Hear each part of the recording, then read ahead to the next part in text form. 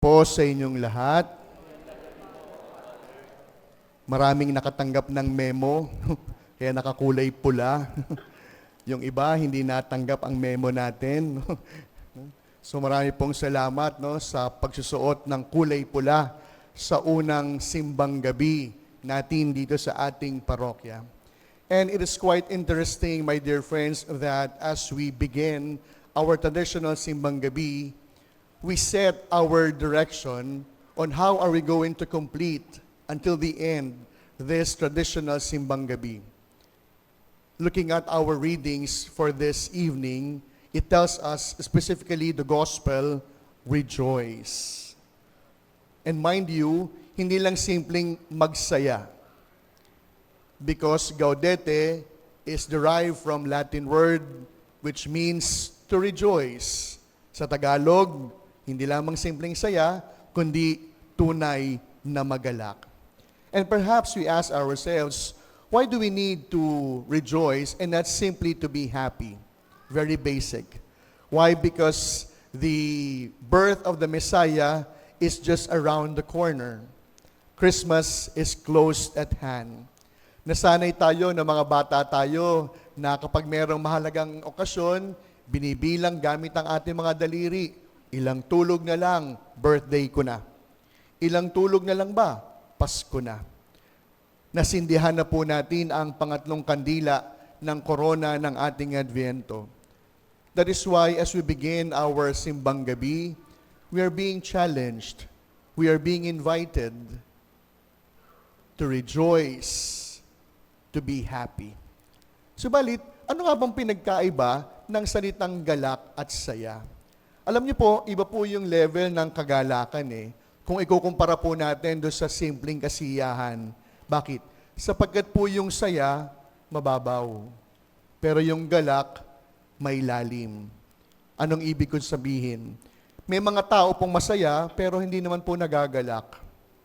At may mga taong nabubuhay sa kagalakan, kahit hindi po sila masaya. May mga tao pong malungkot, kaya gagawin po nila yung lahat para lamang sumaya. Naghahanap, gagawin ng lahat ng bagay para lamang po sumaya upang matabunan yung kalungkutan na nadarama. Nung isang araw, sabi sa akin ng isa sa mga parishioners natin, Father, malapit na Pasko pero parang hindi ko po ramdam. Parang hindi ko pa po pakiramdam na malapit na nga ang Pasko.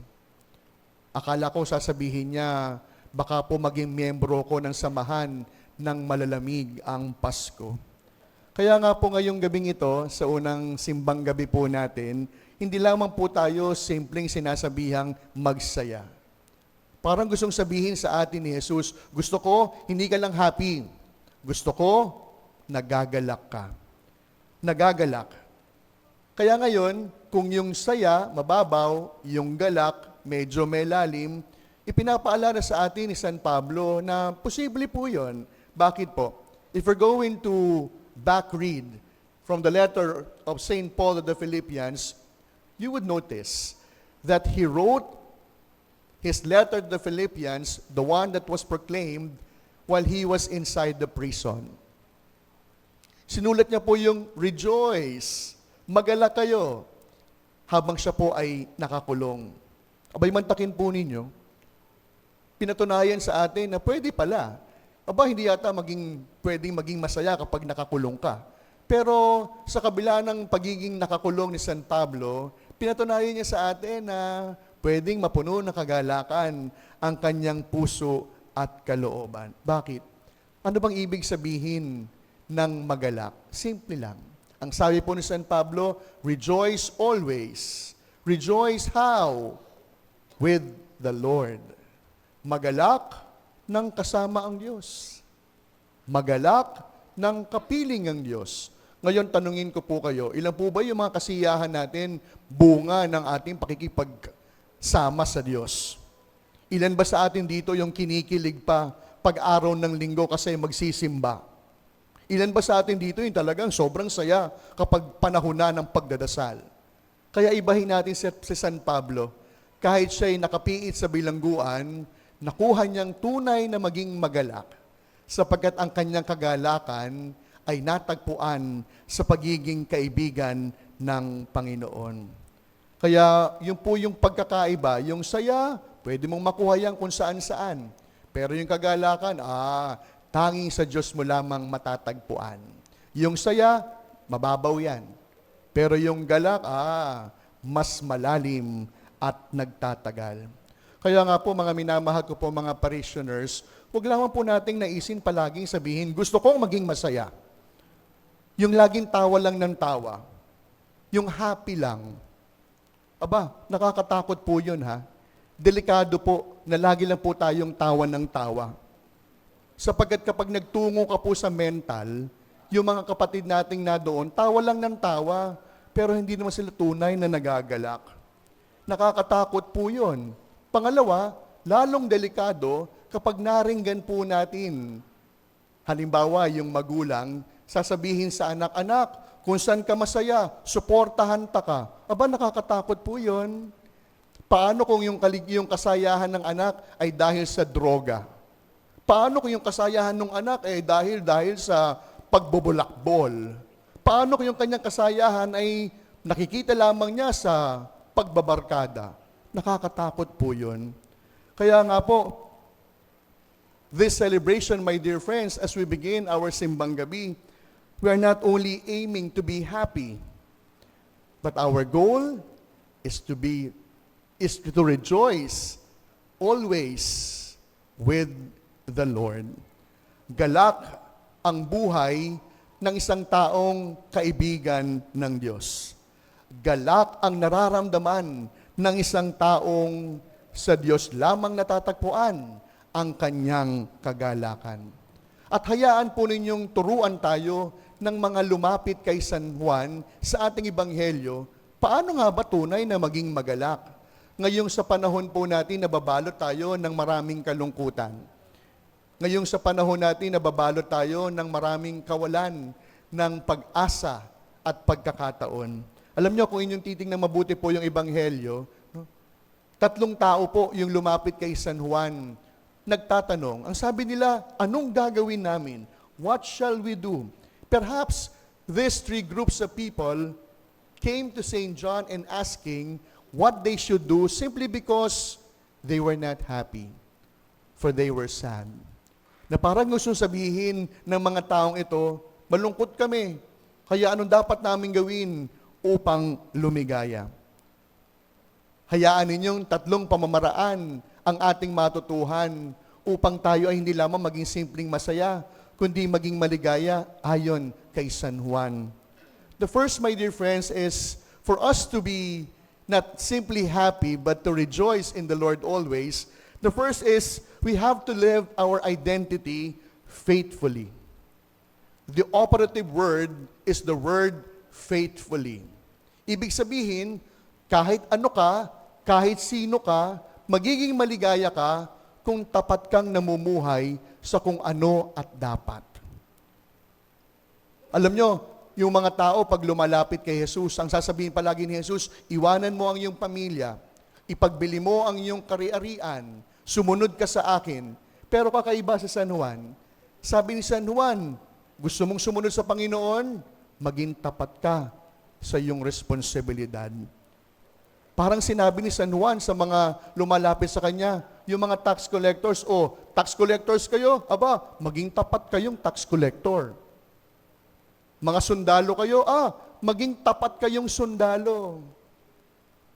At doon lamang daw po natin matatagpuan yung kaligayahan na tunay kapag tayo ay tapat sa ating sinumpaan kung ano o sino tayo. Ikwento ko po ng maikli, no? Hindi po pabor yung tatay ko nung pumasok ako sa seminaryo.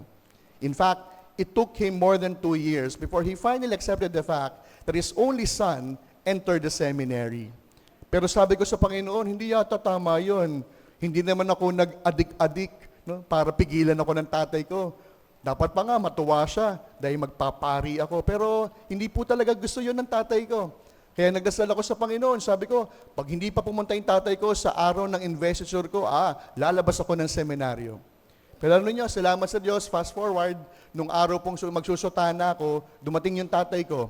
At ang simple lang po yung sabi ng tatay ko, na magpasa hanggang ngayon pari na ako, hindi ko kinakalimutan. Ang sabi niya sa akin, gusto mo ba talagang maging pari? Sabi ko, opo. Ipangako mo.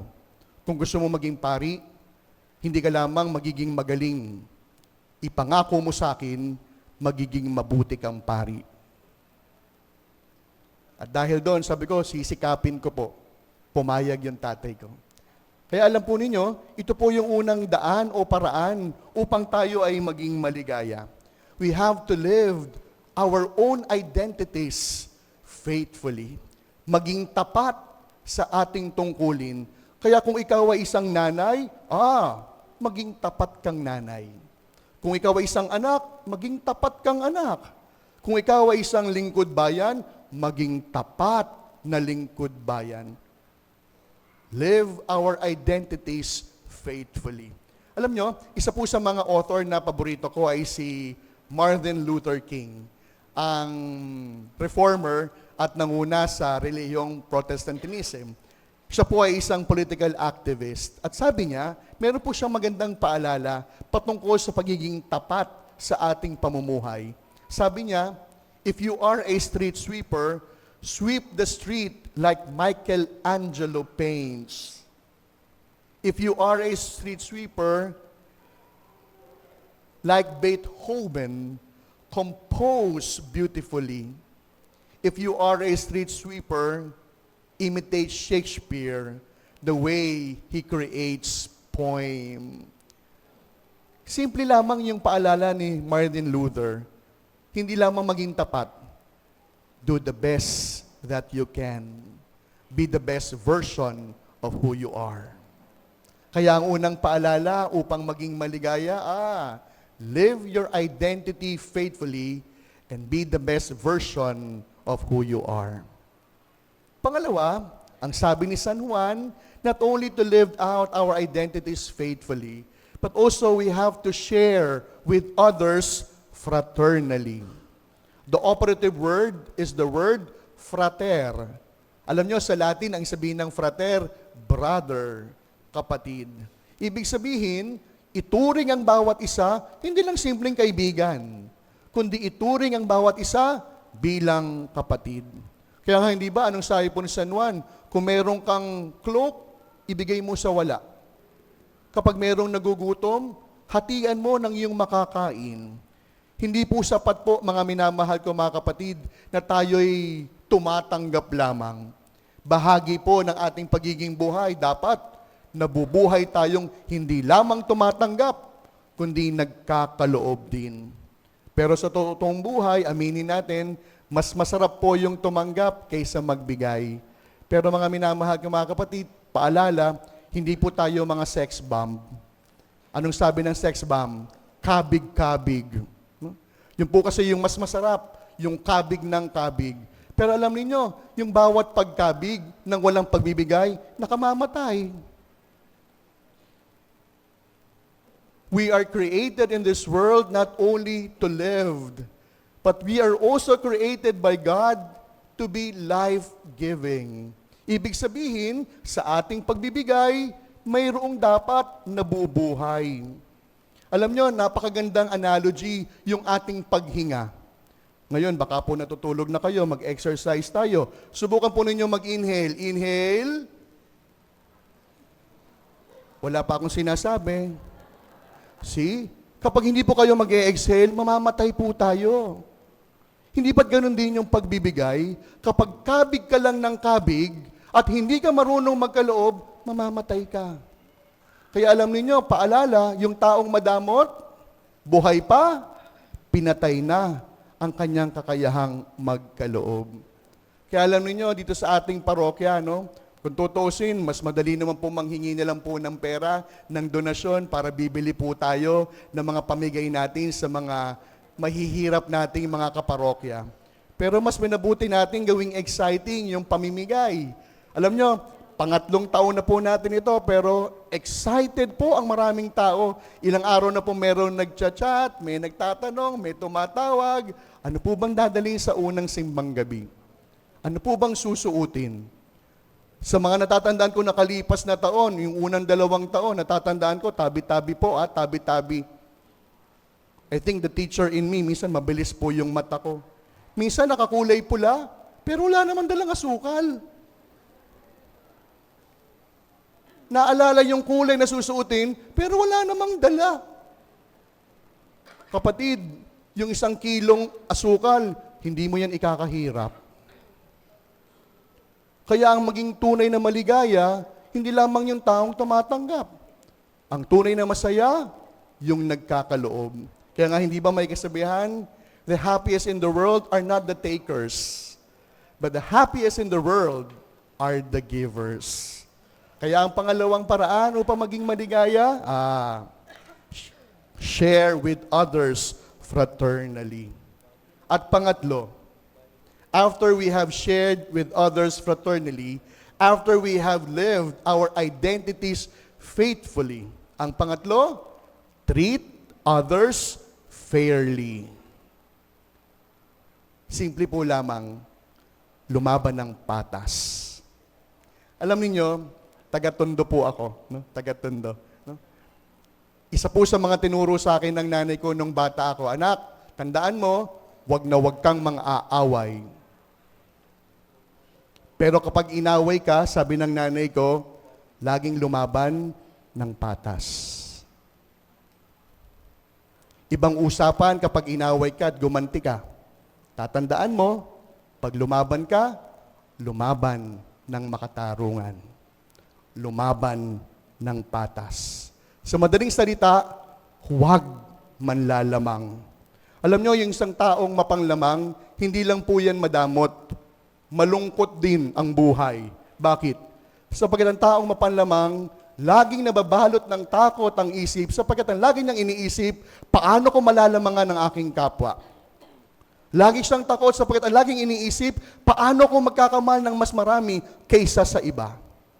Kaya yung pangatlong paraan po upang tayo ay maging tunay na maging maligaya, lumaban po ng patas. Huwag na huwag manlalamang ng kapwa. Sapagkat ang taong mapanlamang, hindi lamang malungkot ang buhay. Ang taong mapanlamang, nabubuhay ng walang kapayapaan. Kaya sa pagpapatuloy po ng ating pagdiriwang, alam nyo na, kung sakasakaling magiging miyembro kayo ng malamig ang Kapaskuhan, alam nyo na, kapag masasabi nyo, parang malungkot ang Pasko, ngayong taon na ito, huwag lamang natin pasayahin ang Pasko natin. Piliin natin tunay na maging magalak ang Pasko sa pamamagitan ng una, mamuhay ng may katapatan. Live your identity faithfully. Ibig mo maging maligaya, share with others fraternally. Ibig mo mas tunay na maging masaya, treat others fairly. Sa pagpapatuloy po ng ating pagdiriwang, parang sinasabi sa atin ni Jesus, gusto ko, happy ka. Gusto ko, maligaya kayo. Kaya sa pagpapatuloy ng ating misa, huwag lamang natin naisin maging masaya at laging tawa ng tawa. Delikado yon.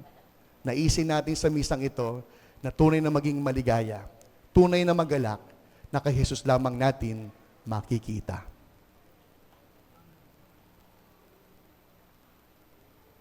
Amen.